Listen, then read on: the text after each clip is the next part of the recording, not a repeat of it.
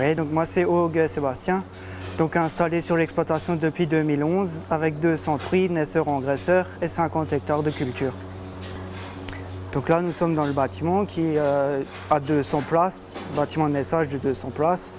Donc tout d'abord, avant d'entrer dans le bâtiment, chaque personne doit passer par un sas d'entrée, prendre une douche, changer de tenue, mettre les bottes d'élevage qui ont été lavées et désinfectées au préalable, surtout avant de rentrer en maternité. Donc là, nous sommes dans la maternité de 28 places, donc nous avons 28 truies par bande et chaque salle correspond à un stade physiologique différent des animaux. Donc j'ai connu ce type de cage maternité, notamment au salon de l'élevage à Rennes, le SPACE, et ensuite à travers les différents conseils de Dominique Divet, qui travaille pour la société Calimat et qui m'a emmené visiter une autre exploitation en Mayenne. Et ce principe m'a très bien plu et c'est pour cette raison-là que j'ai fait ce choix de case. Donc le gros avantage de ces cages-là, c'est qu'au moment de la mise bas, on n'a pas besoin d'observer les truies parce qu'on sait dorénavant que sur 28 mises bas, il nous arrive fréquemment de sevrer 450 porcelets avec seulement 3 voire 4, maximum 5 écrasés sur la bande, ce qui est très peu.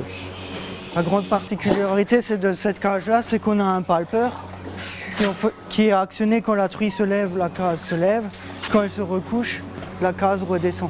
Donc la grande particularité de ce sol, c'est que déjà ça fait un antidérapant pour les porcelets. Quand ils veulent aller à la tétée, ils peuvent prendre appui dans les petites fentes. Et l'autre gros avantage, c'est qu'il y a un grand passage et très facile à nettoyer.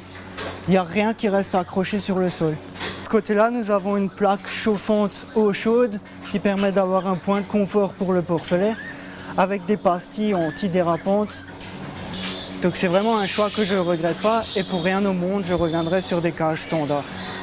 Donc ma stratégie à terme, ce n'est pas forcément de doubler le nombre de truies, mais plutôt sauvegarder ma productivité actuelle, développer l'engraissement par la suite et arriver à d'avoir un maximum de temps libre tout en gardant la productivité de l'élevage actuel.